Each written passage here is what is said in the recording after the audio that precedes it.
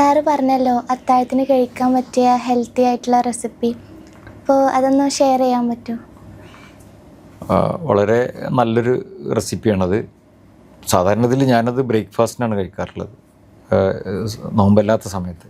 നോമ്പ് കാലത്ത് അത് അത്താഴത്തിനാക്കും, അത്രയേ ഉള്ളൂ.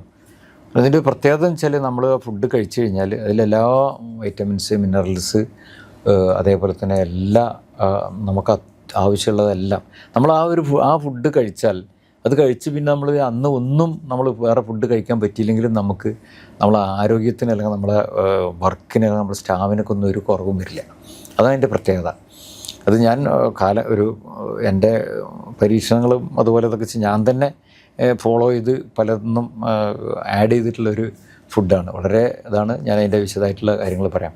നോമ്പിന് ഞാനത് കഴിക്കുന്നത് അത്താഴത്തിനാണ്. അത്താഴത്തിന് കഴിക്കുമ്പോൾ എന്താ വെച്ചാൽ നമുക്ക് ഒരു 4 മണി വരെ ഒന്നും വലിയ പ്രശ്നം ഉണ്ടാവില്ല.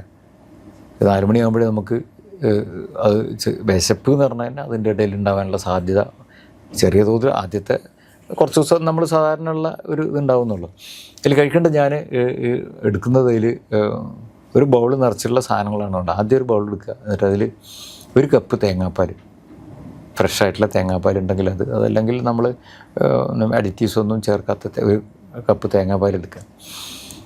അതോടൊപ്പം തന്നെ നമ്മളത് എടുക്കുന്ന സമയത്ത് തന്നെ ഒരു 2 ടീസ്പൂൺ കസ്കസ് എന്ന് പറഞ്ഞ സാധനമുണ്ട്. അത് വെള്ളത്തിലിട്ട് അലിയിച്ച് വെക്കുക. അതൊരു അരമണിക്കൂർ വെള്ളത്തിലിട്ട് വെക്കുക. അത് മിക്സ് ചെയ്യാനുള്ളതാണ്. ഞാൻ ലാസ്റ്റ് അതെല്ലാം കൂടി പറയാം.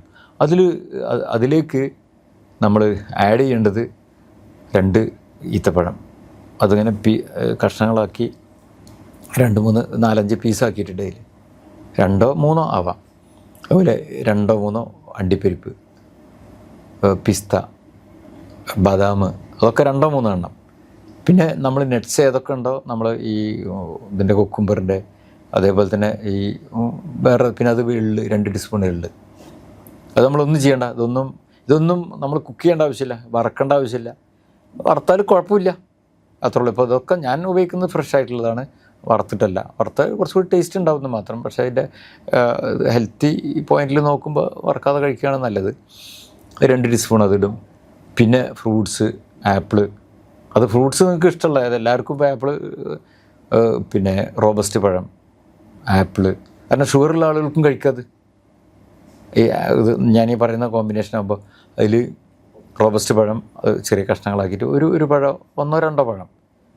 ആപ്പിള് ഒരാൾക്കുള്ള ഡിഷാണ് ഞാൻ പറയുന്നത്. എത്ര ആളുണ്ട് വെച്ചാൽ അത്രയനുസരിച്ച് ഉണ്ടാക്കാം. അതുപോലെ ആപ്പിള്, പിന്നെ അതുപോലെ തന്നെ ഒരു പപ്പായ, പിന്നെ അതേപോലെ തന്നെ വേറെ എന്തൊക്കെ ഫ്രൂട്ട്സ് ഉണ്ടോ കുറച്ച് 2, 3 പീസ് കിട്ടാൻ മതി കുറേ ആളുണ്ടെങ്കിൽ. അതെല്ലാം കൂടി പിന്നെ എന്ത് ചെയ്യുക, ഈ കസ്കസും ഇതിൽ മിക്സ് ചെയ്യുക. ആ മിക്സ് ചെയ്തിട്ട് നന്നായി മിക്സ് ചെയ്തതിന് ശേഷം അത് നമ്മൾ ഒരു ടീസ്പൂൺ വെച്ചിട്ട് അത് കഴിക്കുകയാണ്. വളരെ ടേസ്റ്റ് ഉള്ളതുമാണ്. നമ്മൾ ഐസ്ക്രീം കഴിക്കേണ്ട അതേ ഇഫക്റ്റുമാണ്. അതിൻ്റെ കൂടെ 2 കോഴിമുട്ടയും കഴിക്കും.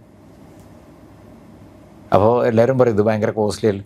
നമ്മൾ സാധനങ്ങളനുസരിച്ച് വ്യത്യാസപ്പെടുത്തണം. കോഴിമുട്ട അപ്പോൾ നമ്മളൊന്നും പ്രിപ്പയർ ചെയ്യേണ്ട ആവശ്യമില്ല.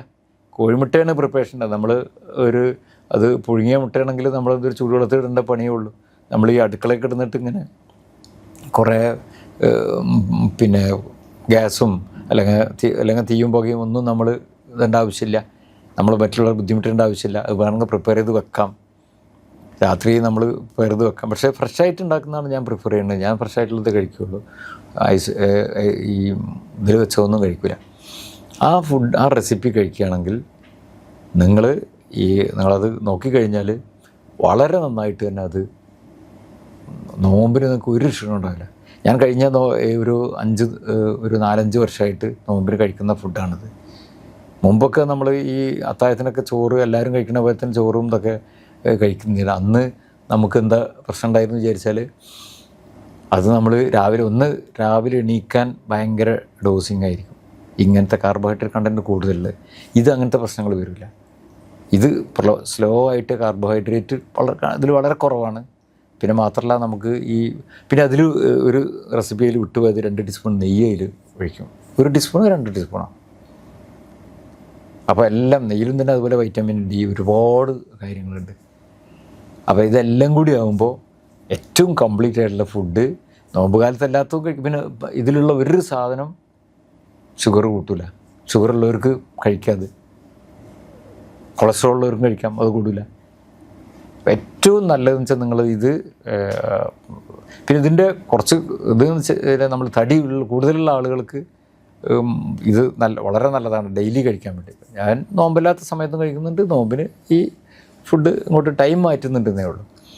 വളരെ നല്ല റെസിപ്പിയാണ്. ഞാൻ പല ആളുകളും നമ്മൾക്ക് എൻ്റെ ഫ്രണ്ട് സർക്കിളിലെ ആളുകൾക്കും പലർക്കും പറഞ്ഞു കൊടുക്കുന്നുണ്ട്. അവർക്കത് സക്സസ് ആണ്. അവർക്കൊക്കെ ഷുഗറൊക്കെ വളരെ കുറഞ്ഞു, അവരുടെ കൊളസ്ട്രോളൊക്കെ വളരെ കൺട്രോളായി, അവർ ഭയങ്കര സ്റ്റാമിന ഉണ്ട്, അവർ നന്നായിട്ട് തന്നെ. നോമ്പിന് തന്നെ ഇത് പരീക്ഷിച്ച് നോക്കുകയാണെങ്കിൽ ഏറ്റവും നല്ല ഒരു ഹെൽത്തി ആയിട്ടുള്ള ഫുഡാണത്. ഈ ഫുഡ് കഴിച്ചാൽ പിന്നെ ഇതിലൊരു ഭയങ്കര രഹസ്യമായിട്ടുള്ളൊരു സംഭവം കൂടിയുണ്ട്. അത് പ്രത്യേകിച്ച് ലേഡീസിന് ഭയങ്കര ഇഷ്ടമുള്ളതായിരിക്കും.